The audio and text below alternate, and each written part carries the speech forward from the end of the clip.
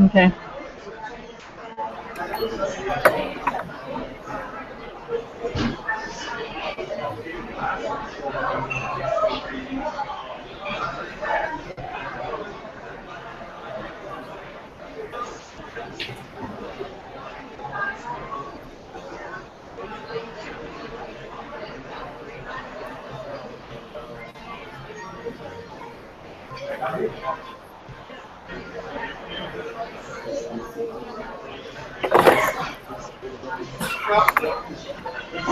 Can you turn the computer towards them too, so I can see them?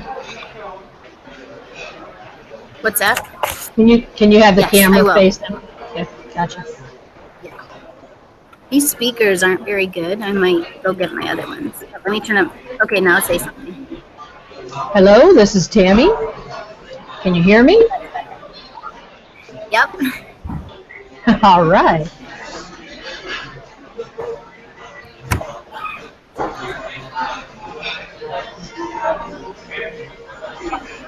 We have 2 board members on break, so it'll be just a minute. Okay. They took a break while we set up. Okay.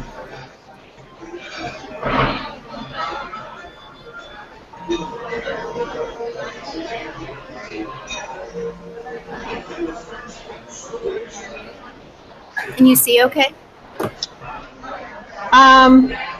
Point it down a little bit. There you go. That's better right there. Good. Yep, that's good. Just give me the thumbs up when we're ready. Okay, we got one more board member coming back. They take a little transition break. Yeah, I know. Nobody wanted to stay and listen to me. I know.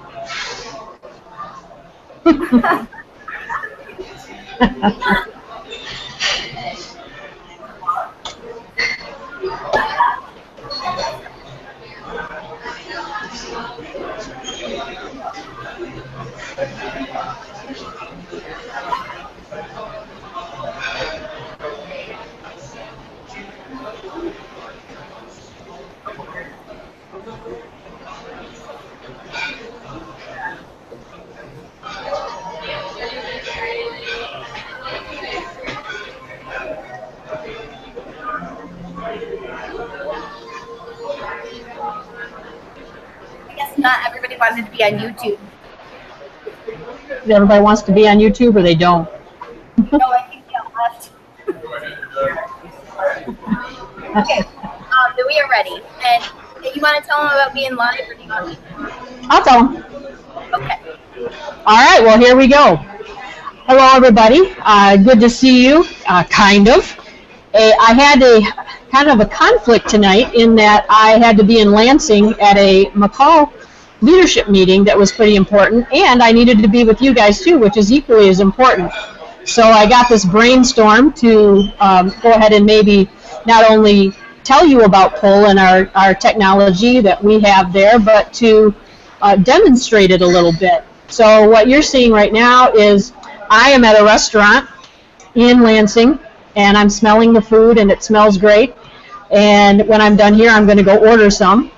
And I am on my Chromebook, which is the same kind of device that our kids have, and I'm using Google Hangout to connect with you. So you can hear me, you can see me, I can see you. We can comment back and forth. If you have questions, Cressa will kind of help because I can't see you very clearly. I see just little people here and there, but if you have questions, they will be able to answer that and interact with me. So this is an example of something that teachers and kids can do in class if they wanted to connect with authors or scientists or anyone that's involved in whatever curriculum they're talking about. They could bring an expert or a person right into the classroom without them having to physically come and be there. It used to be that we had to have like $10,000 worth of equipment to do this. As a matter of fact, I think we have some of that equipment sitting in a closet somewhere, and now I can do it with a $200 Chromebook. So that's pretty amazing. So with that, I'm going to share my screen with you, and I did share the link of the presentation with you. It is in the board docs, that my report that I gave you, it's in there. So I am going to bring that up on the screen here. and present. So my job today is to update you on the PUL program, and PUL stands for Power Up Learning. And as I said, I'm Tammy McGinnity, and you can find me. There's my email, and also my Twitter handle is @tmag11. Talking about our current status of our program and where we're at. Currently in the high school, 9th and 10th grade has Chromebooks. 11th and 12th still have Windows laptops. All of them take them home 24/7. In our middle school, 6th, 7th, and 8th grade are all Chromebooks. They don't go home. They basically, the students come into school in the morning. They go to their 7th hour class and pick up their device and their bag, and they travel with that all day long. And then in 7th hour, it goes back into the cart, and the bag stays on their desk, and then they go home. And then we were also able this year with Dunlap to put one cart for every 2 rooms of Chromebooks. We are trying a one-to-one pilot with a few people there, 4 people, and that would be Crandall, Costello, Hess, and Frederick all have their own cart in their room because we're trying out some things with them. So we have a pretty good program going on here. Lots of devices. We have over 1,500 Chromebook devices alone, so that it is getting to be a high number to manage, but Google does make that really easy. So what happened to last year's senior computers? A lot of people ask me that. Every year we do offer the seniors that they can purchase their book, and we let them do that for $50 last year. Probably had about 15 or 20 people take us up on the offer. The rest of them, we clean them up, we re-image them, and they've gone out to K2 classrooms. They've created a lab for North Penn for state testing, which is coming up pretty soon. Because their media center only has 15 desktops, so we added another 15 laptops so that they can do a whole testing session in there. And our high school M-STEP testing lab is upstairs in the lab there, and we use some of them there. And then some miscellaneous staff needs as well. And we still have some of those that we are using them when we need them. So we have definitely gotten our money out of them because they would be on year 5, and then we even have some from the year before. So we have some 5- and 6-year-old laptops that we're still able to use from the PUL program, which is kind of cool.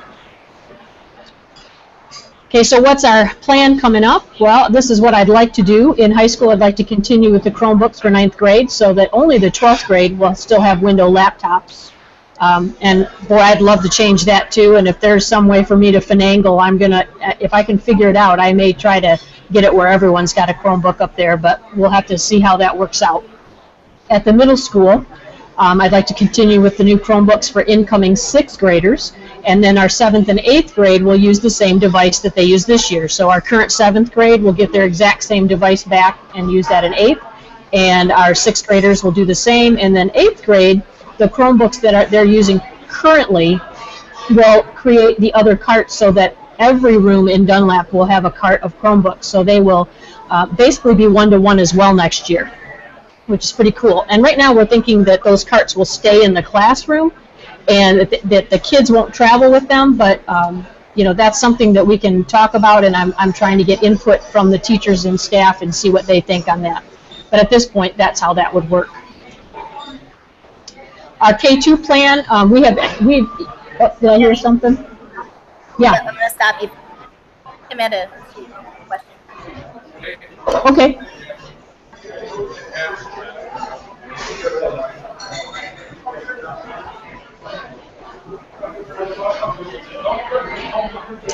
Crest, I can't hear him, so you're going to have to repeat it for me.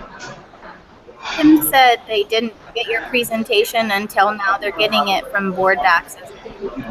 Okay, yeah, what they're seeing on the screen is what's in Board Docs. So if they want to access that later and go back and see what I said, they can do that.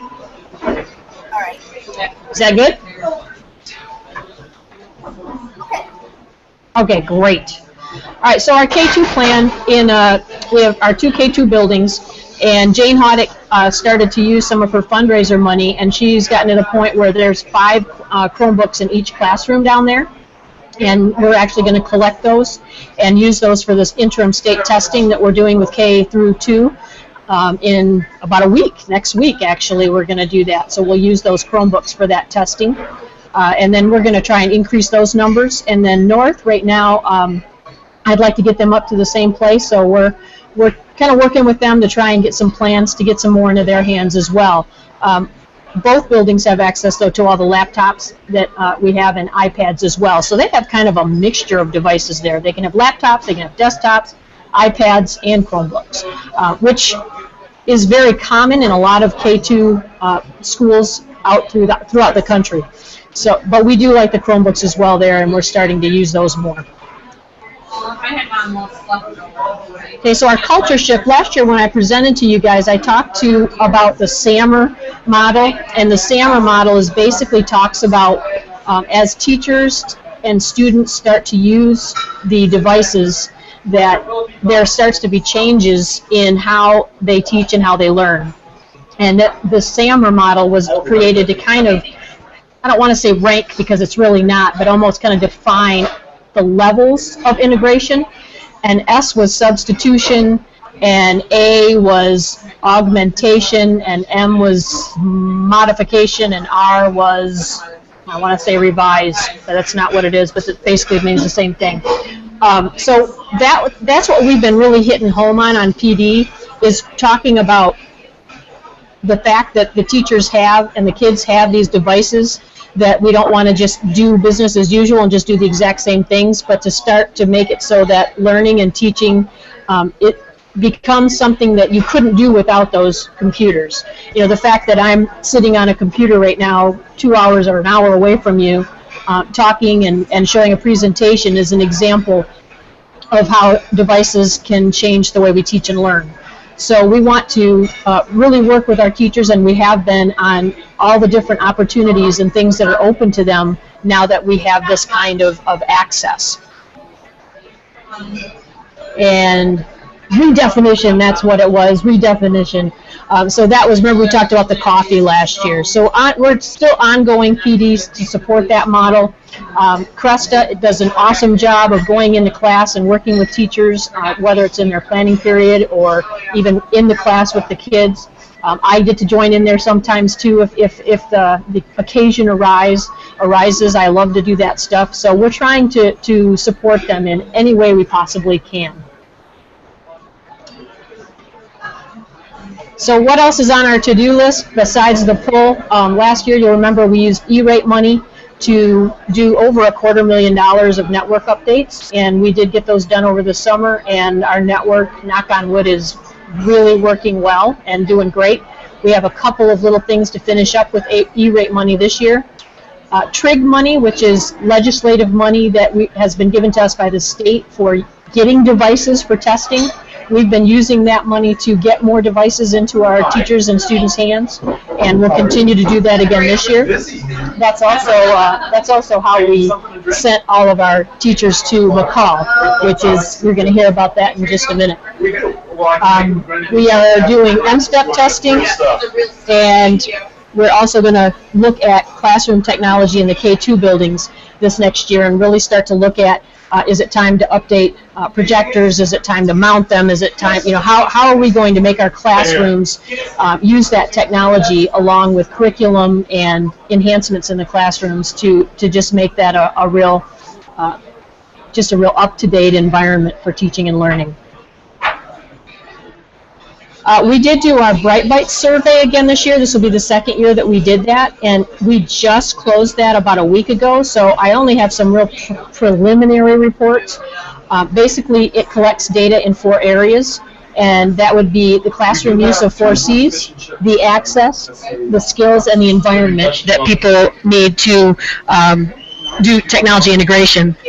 And our overall score, district score, went from a 1086 to a 1096, which makes us proficient, and we're only 4 points away from being advanced, so that was pretty cool. So we did go up from last year. And looking at some of the stuff that I picked out from there, access is exemplary, and access meaning, how the wireless infrastructure, our network infrastructure at the district, that gets an exemplary mark. Our skills are advanced, our environment is advanced, and our classrooms are proficient. So that classroom use of technology is where we really want to push and get that up to advanced and exemplary. And so here's some of the individual building scores. Our high school went from a 1098, which was proficient, to an 1109, which is advanced.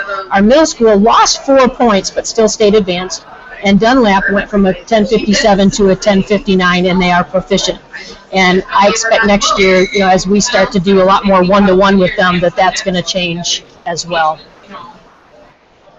So at this point, I can take questions, and I will come back so that you can see me and I can see you.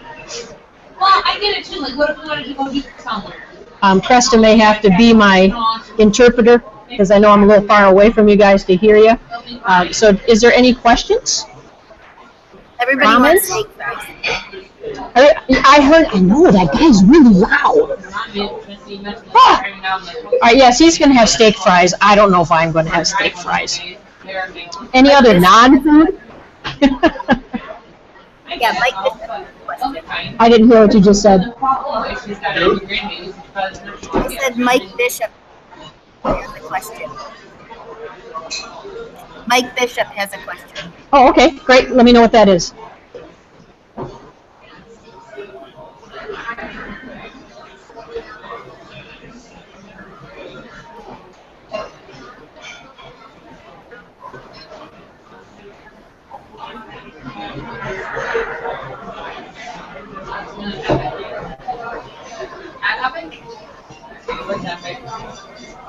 Last November 2016, that version is going to be released in November. So they're doing like new versions. Usually they skip every week. So Mike's question is about the 10th grade Chromebooks and the covers will be wearing and tearing on them, and he's wondering if we're looking at any different types of covers or any different tools or resources to limit the wear and tear at the 10th grade level. So he thinks there's some excess damage going on in 10th grade, like with the cases or with the actual devices? He said from the case is wearing on the device. The case is wearing on the device? I guess I'd have to see some examples of that. If we feel like the case is causing damage, then absolutely we'll be getting a different case. I haven't seen a lot of that. Usually the damage that I see is because they don't have it all the way strapped in the case and then it falls out, and then they'll crack the hinge or they'll crack a screen or they'll close a pencil or something in the lid before they close it. I haven't seen the cases doing that, so I would love to see that. If he could give me maybe some names and examples, I will take a look at that, and if I think we need new cases, then we'll find a way to get those. Tammy, Mike says that sounds great. He would like to look at his stuff. Okay, great. Absolutely. That's the only place you can print off of that. Okay, and he'll also give you a list of names of others to trade. Okay, that'd be great. The ROI thing, the release of information. Anything else? Anytime you print anything out of it, a box of stuff, and then it's why are you printing where you get it to.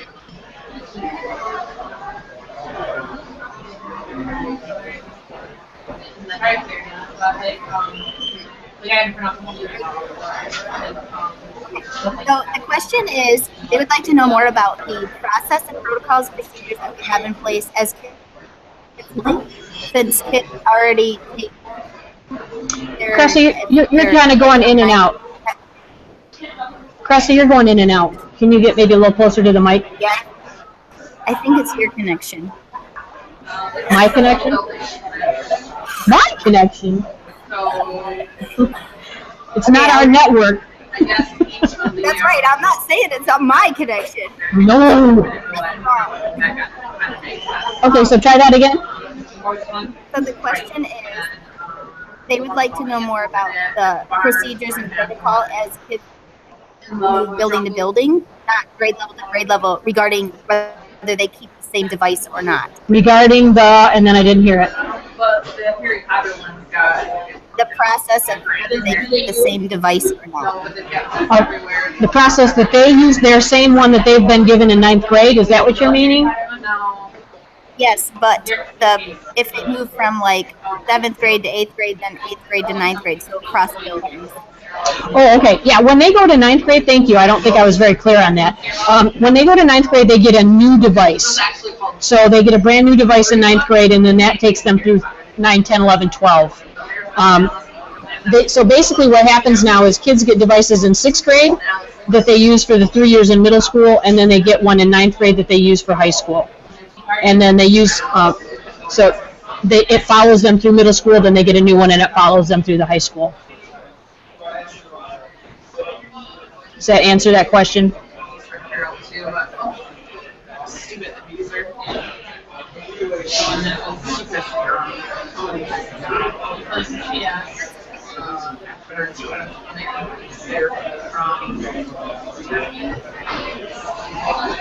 Like he's bitching at this time, but he bitches about his.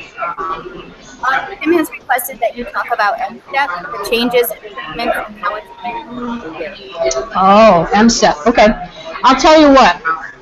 Chromebooks have been the ticket when it comes to MSTEP. We have had little to no problems when we use our Chromebooks, and I have to give the state of Michigan some credit. This is the 4th year that they've been doing online testing, and we've been involved in it from the beginning, even when they did the pilot 4 years ago. And it has gotten better and better every year. What happens on our end is if it's a desktop or a laptop, we have to touch every one of those and install a program. On the Chromebooks, I can do all of that through our administration panel, through Google, so I don't even, I figured out now I don't even have to touch them at all if I have it done correctly on the back end.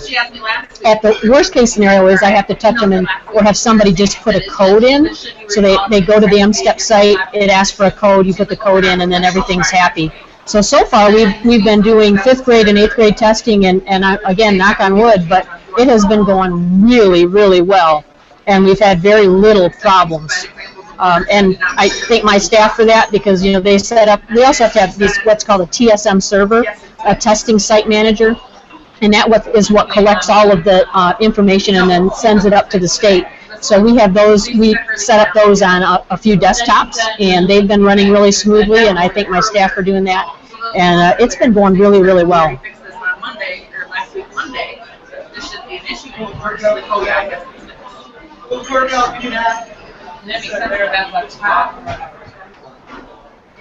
Okay, the board thanks you. Oh, that's so nice. Well, it's been nice to join you. I'm going to go find out about the steak fries, and I'll think of you while I eat them. Have a good night.